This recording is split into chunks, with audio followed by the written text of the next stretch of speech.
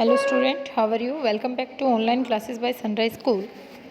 बेटा, हमारा लेसन चल रहा था आर्किटेक्चर एज पावर, यानी जिस राजा के समय में जो भी डिज़ाइनिंग, जो भी महल हुआ, चाहे मकबरा हुआ, यानी कोई भी बिल्डिंग बनाई गई, चाहे वो फोर्ट हो, हवेली हो, पैलेस हो, टॉम्ब हो, टेम्पल हो, जो भी बिल्डिंग बनाई गई तो इसमें यही है कि किस राजा के समय में किस चीज़ का, उसको बनाने के लिए किस मटेरियल का यूज़ होता था, कौन सी मतलब स्टाइल यूज़ की जाती थी और कितना क्या कुछ कारीगर उस समय में सक्षम थे, क्या थे, ये सारा लेसन इसी के ऊपर है।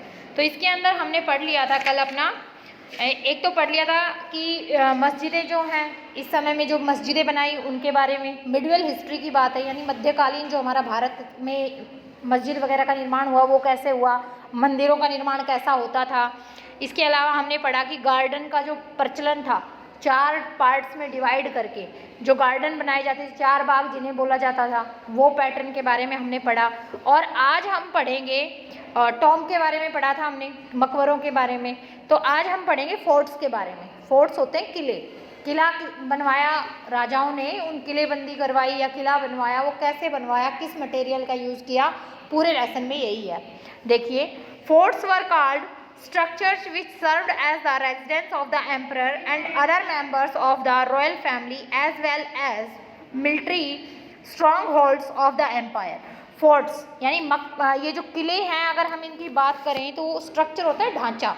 ये वो ढांचा होता है जिसके अंदर रेजिडेंस होता है, रहने का निवास स्थान होता है एम्परर यानी राजा का, और other members of royal family, मतलब जो राजा के परिवार से संबंधित जो दूसरे राजशाही उसके सदस्य होते हैं। अब राजा तो हो गया भाई, राजा की माँ भी है, बाप भी है, बहनें हैं, बेटे बेटी हैं, और राजाओं की कई रानियाँ भी होती थी। तो इस तरह से उसके जो रिलेटिव्स होते हैं, यानी राजा और उसके रिलेटिव जिस के अंदर रहते हैं, उनका रहने का जो स्थान होता है उसे बोलते हैं किला।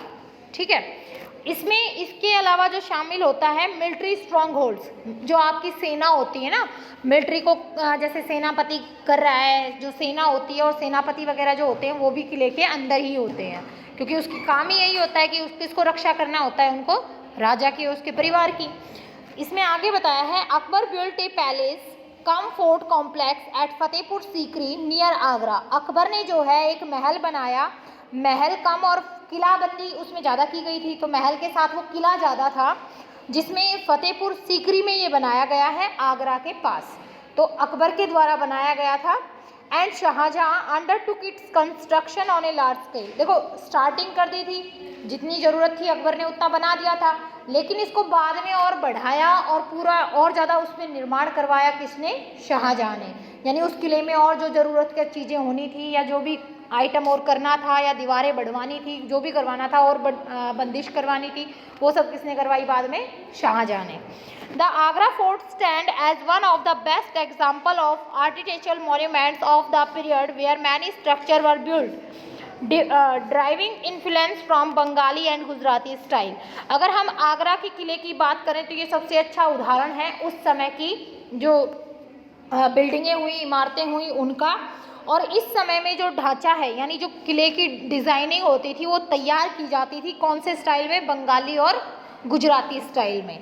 One of the grandest gate of Agra fort, एक जो बहुत ही ग्रैंडेड होता है, विशाल, देखने में जो अद्भुत और विशाल बड़ा सा गेट है आगरा के किले पर, द दिल्ली गेट। इसके अलावा जो दिल्ली गेट है, जैसे गेट बनाए जाते थे ना जहाँ से महल के अंदर या मतलब किलाबंदी क्यों करते थे।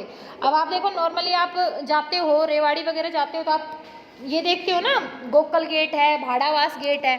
तो इसका मतलब ये था कि जब कभी रेवाड़ी में जो शासक होते थे उन्होंने वहाँ तक बाउंड्री करवा रखी थी, और ये जो गेट छोड़ रखे थे ना, जैसे गोकल गेट छोड़ रखा है, वहाँ से आप उस नगर में एंट्री कर सकते हो अंदर। बाहर मतलब पूरे खेत और खाली जगह होती थी, जनसंख्या पूरी इसके दीवार जो कर रखी थी उसके अंदर ही रह लेती थी। तो ऐसे ही बड़े बड़े जो एंट्रेंस गेट बनवाए हैं, जैसे कि आगरा किले पर जो गेट है, इसके अलावा दिल्ली का जो गेट है, इस decorated were with inlay with in white marble. और ये जो बड़े बड़े विशाल दरवाजे बनाए गए हैं, गेट बनाए गए हैं, उनको डेकोरेट यानी सजाया गया है सुंदर सुंदर सफ़ेद मार्बल के पत्थरों से, यानी उस पर पूरी नक्काशी कारीगरी, जैसे पत्थर को काट कर जो डिज़ाइनिंग तैयार की जाती है ना, वो सारा इसमें तैयार किया गया है। The Jahangir Mahal is purpose the most स्पेक्टुलर structure located inside the Agra fort. अगर जहांगीर के महल की बात करें, देखो आगरा का किला है, किले के अंदर राजाओं के अपने अपने कक्ष होते हैं ना भाई, यहाँ महाराज रहते हैं, यहाँ महारानियों के रहने का है, यहाँ उनके पुत्रों के रहने का है। तो राजा महाराजाओं के बड़े बड़े वो होते थे, उनके अलग से महल बोला जाता था। तो उस किले के अंदर कई छोटे छोटे इस तरह के महल आ जाते थे। तो बात करें अगर हम जहांगीर के महल की, जो किला इसी आगरा के किले के अंदर बनाया गया था, यानी जहाँ जहांगीर रहता था उसका जो क्षेत्र था जहाँ वो रहता था, वो कह रहे हैं कि सबसे सुंदर उदाहरण है आगरा किले के अंदर। आप अगर आप जाकर घूमते हो तो जो जहांगीर के लिए जो महल बना था, यानी जहांगीर के रहने का जो स्थान था, वो सबसे सुंदर है। It functions as a palace for women belonging to the royal household. और ये कह रहे हैं कि ये जो किला बनाया जाता था उसमें महल के अंदर रहने वाली जो महिलाएं होती थी, अपना जो राजशाही घर का काम होता था, मतलब जैसे राजा रानी वगैरह होती थी, राजकुमारियाँ होती थी, उनके जो काम होते थे वो उस किले में ही रहकर करती थी।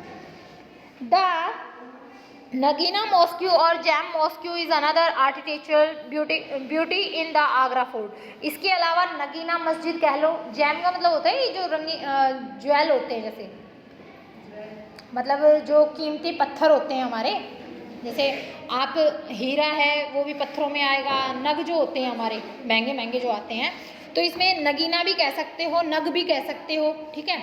तो नगीना जो मस्जिद बनाई गई है आगरा किले के अंदर, वो भी बहुत सुंदर उदाहरण है डिज़ाइनिंग का। With the construction of red fort eight Delhi, fort building reached A climax. जो लाल किले का निर्माण कराया गया दिल्ली के अंदर, इसमें तो जो मतलब किला बनाने की जो कला है ना, अपनी पूरी चरम सीमा पर पहुंच गई। यानी ये सबसे सुपर्ब जो था वो बनाया गया, रेड फोर्ट जो दिल्ली के अंदर बनाया गया वो। क्लास डिस्कशन में इसमें यही पूछा है, to what extent did Mughal architecture display the fine balance between the aesthetic and the scientific principle. आप कैसे कह सकते हो कि जो आर्किटेक्चर थे उस समय के, जो डिज़ाइनर थे मुगल साम्राज्य के काल में, वो बहुत अच्छे, मतलब अपने काम में भी सक्षम थे, इसके साथ साइंटिफिकली भी बहुत अच्छे थे। कैसे कह सकते हो भाई, उन्होंने ऐसी ऐसी चीज़ों को बनाया है, चाहे ताजमहल हो, चाहे जामा मस्जिद हो, चाहे आगरा का फोर्ट हो, तो कितनी ज़्यादा टेक्निक का इस्तेमाल किया है। इससे पता नहीं चल रहा है कि कितने अच्छे आर्किटेक्चर थे वो।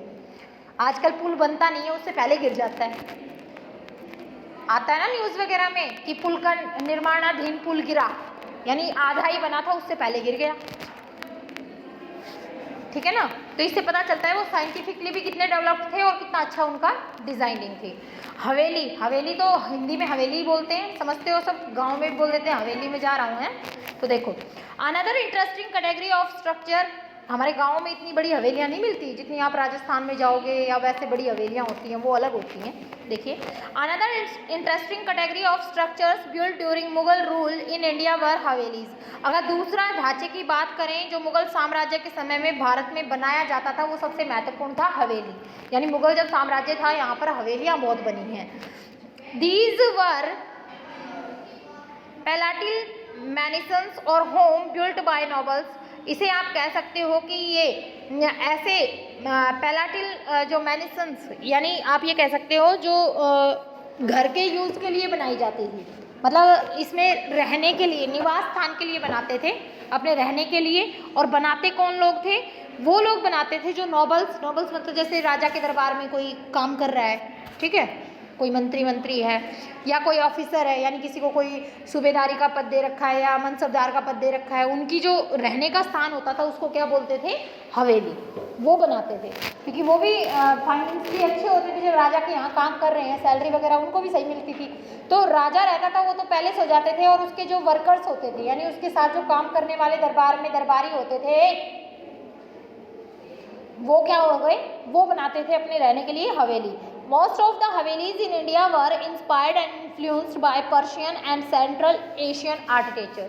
अगर हम बात करें, ज़्यादातर जो भारत में हवेलियाँ बनाई गई, इंस्पायर्ड होता है प्रभावित होना, यानी जो हवेलियाँ बनी हैं वो किस स्टाइल में बनी हैं? या तो पर्शिया के जो लोग हैं, पर्शिया में जो लोग बनाते हैं ना, उस तरह की बनी हुई हैं, या सेंट्रल एशिया यानी मध्य एशिया का जो हिस्सा है वहाँ जैसी हवेलियों के डिज़ाइन हुए थे वो बने हैं। क्योंकि हमने पढ़ा है ये आए कहाँ से थे, मुगल वगैरह आए कहाँ से थे?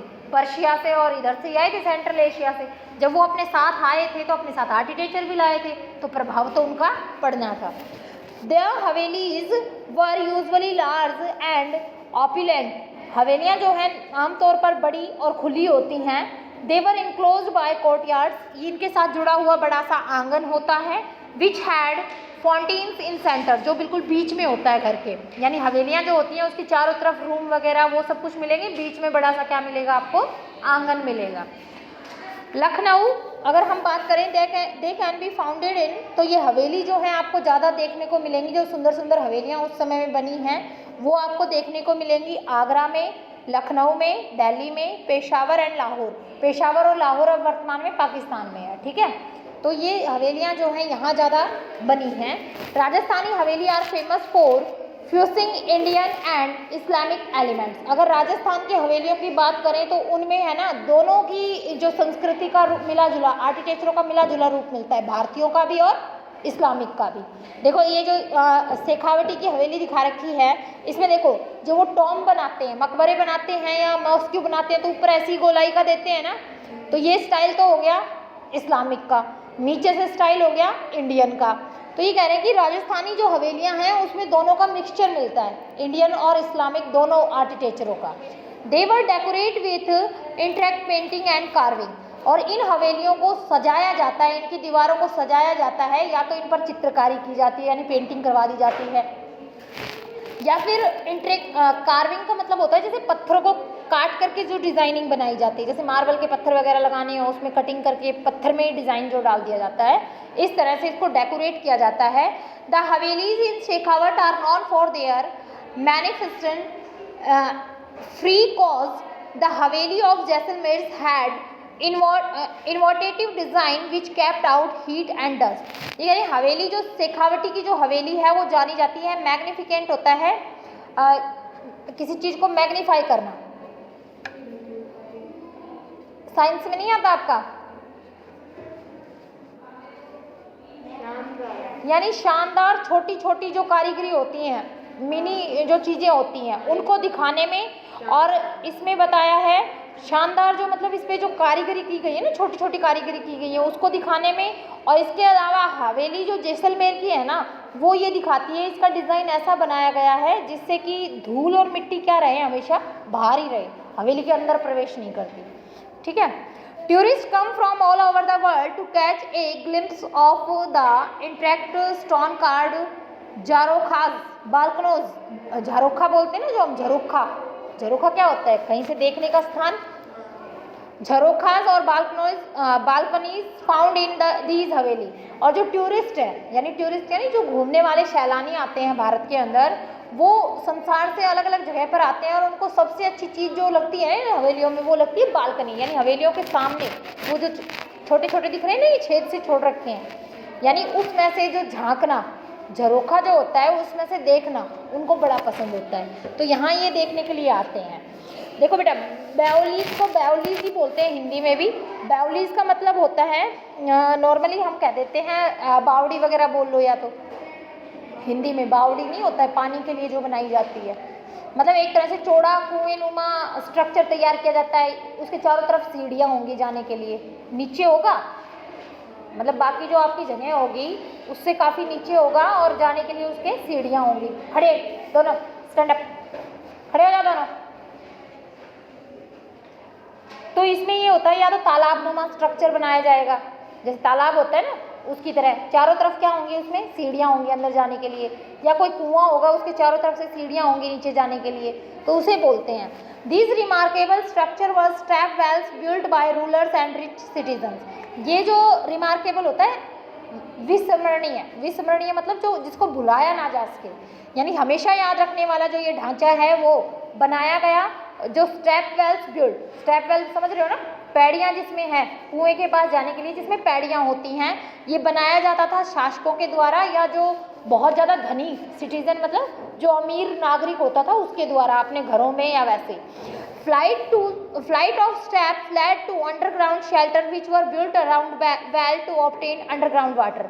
इसमें क्या करते थे, जैसे आपकी जो जगह है उससे नीचे जैसे आप रह रहे हो, जैसे आपके स्कूल की ये बाउंड्री हो गई, जो बीच में आंगन है इसी के ये समझ लो बिल्कुल खोदा जाता, उसके चारों तरफ भी खोद करके सीढ़ियाँ लगा दी जाती। तो जैसे चारों तरफ ये हमारे स्कूल का ये हो गया, बीच में वो कुआं हो गया, इस तरह का स्ट्रक्चर होता था।